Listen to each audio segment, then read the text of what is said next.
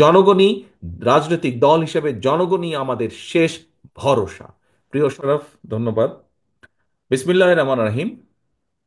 আজকের এই কর্মশালায় সম্মানিত সভাপতি, কর্মশালা অনুষ্ঠানের সম্মানিত সভাপতি, সামনে উপস্থিত চট্টগ্রাম বিভাগের বিএনপি সহ বিভিন্ন জেলার বিএনপি সহ বিভিন্ন অঙ্গ সহযোগী সংগঠনের উপস্থিত নেতৃবৃন্দ, আসসালামু আলাইকুম। আপনাদের সকলকে আমি আন্তরিকভাবে ধন্যবাদ জানাচ্ছি আজকের এই অনুষ্ঠানে, এই কর্মশালায় উপস্থিত হয়ে আমরা দলের অবস্থান থেকে, দলের পক্ষ থেকে দেশ এবং দেশের মানুষের জন্য আগামী দিনে যে পরিকল্পনাগুলো নিয়েছি সেই পরিকল্পনাগুলো জানার জন্য, বোঝার জন্য এবং শিখে নিয়ে যাওয়ার জন্য। এই সেই চট্টগ্রাম যেখান থেকে শহীদ রাষ্ট্রপতি জিয়াউর রহমান বাংলাদেশের স্বাধীনতা ঘোষণা করেছিলেন। স্বাধীন বাংলাদেশের সূচনা যেখান থেকে হয়েছিল, এই সেই চট্টগ্রাম। আজ আমরা সেই চট্টগ্রামের মাটিতেই আমাদের 31 দফা তুলে ধরেছি আপনাদের সামনে। আমি আগেই বলেছি, আমাদের সকল ক্ষমতার উৎস, শহীদ জিয়া যেটি বলে গিয়েছেন, সকল ক্ষমতার উৎস জনগণ। কাজেই জনগণের সমর্থন আমাদের দরকার, জনগণের সমর্থন নিয়ে আমরা দেশ পরিচালনা করতে চাই। সহকর্মীবৃন্দ, আমি প্রায় প্রত্যেকটি অনুষ্ঠানে একটি কথা বলে থাকি। আজকে সময় কম, আমি সংক্ষেপে তুলে ধরবো একটি কথা এবং আপনাদেরকে, আপনাদের নেতা হিসাবে আমি আপনাদেরকে নির্দেশনা দিব, আপনাদের সহকর্মী হিসাবে আপনাদেরকে আমি অনুরোধ করব।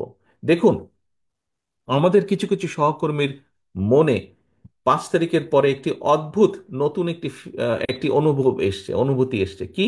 মনে হচ্ছে যে আমরা বোধহয় সরকার গঠন করে ফেলেছি। প্রিয় সহকর্মী মিলে, আমরা সরকার গঠন করিনি। আমরা এখনো বিরোধী দলই আছে, বিরোধী দলেই আমরা অবস্থান করছি, বা আমরা অন্তত যাই হোক সরকারি দলে আমরা নেই বা সরকারে আমরা নেই। আমাদের সেই সকল, যে সকল সহকর্মী এরকম ভুল উপলব্ধি করছেন, তাদের বিভিন্ন আচরণের জন্য বিভিন্নভাবে বিভিন্ন জায়গায় দল ক্ষতিগ্রস্ত হচ্ছে, দলের ইমেজ ক্ষতিগ্রস্ত হচ্ছে। প্রিয় সহকর্মীবৃন্দ, এর ভিতরে চট্টগ্রামেও কিছু কিছু ঘটনা ঘটেছে।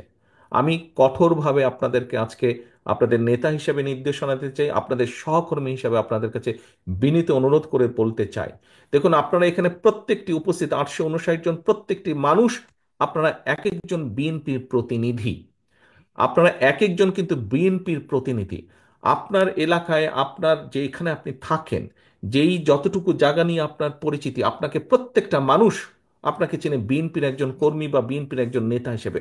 হলেন আপনি বিএনপির, হলেন আপনি যুবদল, স্বেচ্ছাসেবক, ছাত্রদল, শ্রমিক দল, তাঁতি দল, যেটাই হন না কেন, এন্ড অফ দ্য ডে আপনাকে মানুষ, আপনার যদি নাম হয়ে থাকে এরশাদুল্লাহ, আপনাকে ও বিএনপির এরশাদুল্লাহ, আচ্ছা, এইভাবে আপনাকে কিন্তু মানুষ চিনে।